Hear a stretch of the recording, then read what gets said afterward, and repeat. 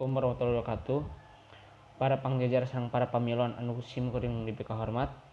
Puji sareng syukur hayu urang panjatkeun ka hadrat Allah Subhanahu wa taala anu parantos maparenan ka urang sadaya barebu-rebu nikmat, kasehatan, sinareng kesempatan sehingga urang tiasa patep panglabung pamprok jonghok patep pangraray dina ieu kesempatan kalawan dina kalajengan.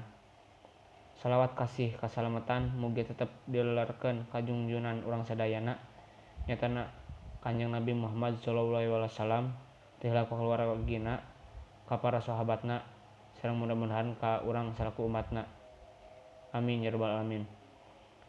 Tepangkeun wasta abdi pun yoga Aryana simkuring ngagem pancen dinten Panumbut catur teu hilap ngahaturkeun rebu nuhun ka para pangjajar sarta pamilon anu parantos kersa hadir dina ieu kempelan kanggo medar sareng ngadiskusikeun ngeunaan e-learning.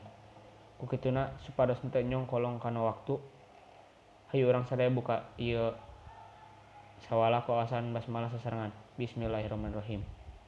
Para pangjajar sareng pamilon anu kusimkuring dipih hormat, saata acan nincak ka acara salajengna supados teu disaha-saha simkuring saja nepangkeun para pangjajar nu bade ngadugikeun kamandangna.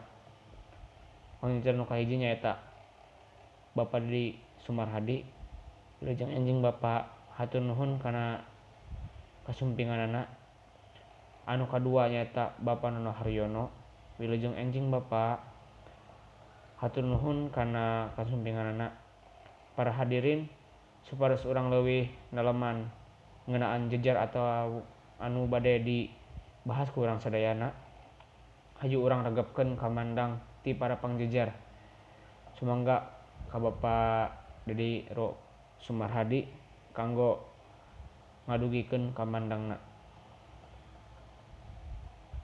Hatur nuhun ka Bapak Dedi Sumarhadi anu tos ngadugikeun kamandangna. Sae kacida naon rupi anu didugikeunna saalit-alitna parantos muka pandangan urang sadaya ngeunaan e-learning.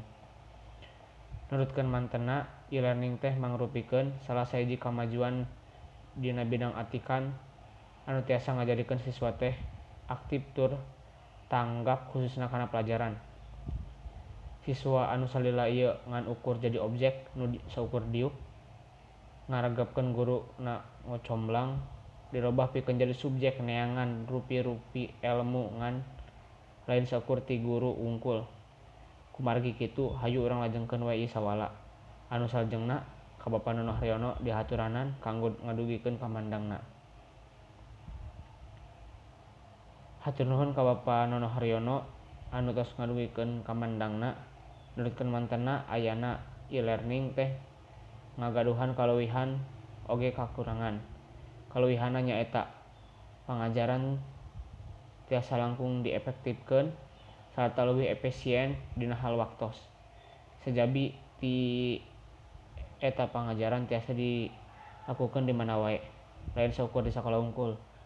Ari kakuranganna nyaeta e-learning teh teu acan tiasa dilarapkeun di tiap daerah di Indonesia kusabab kakendala ku sarana oge prasarana. Kulantaran waktos anu sakedik salajengna simkuring bade ngawatesan kanggo pamilon nu bade tumaros. Ngan ukur kanggo 3 urang. Dinu ngadugikeun paratosan kedah ngacungkeun pananganana, teras nyebatkeun namina sarta teu kenging gogorowokan. Hatur nuhun ka Gipari anu tos ngadugikeun patarosanana. Patarosanana kirang langkung ngeunaan kawijakan pamarentah kanggo ngaleungitkeun katimpangan utamina dina hal sarana prasarana anu ngadukung diterapkeunana e-learning.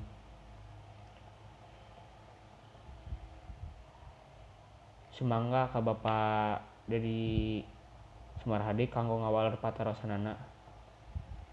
Hatur nuhun ka Bapak anu parantos ngawaler patarosanana ti Gipari anu ieu waleranna nyaeta pamarentah teh saleresna mah nuju ngusahakeun kanggo ngaleungitkeun katimpangan eta ku cara ngalokasikeun dana kinten-kintena 600 triliun kanggo ngarojong program e-learning ieu.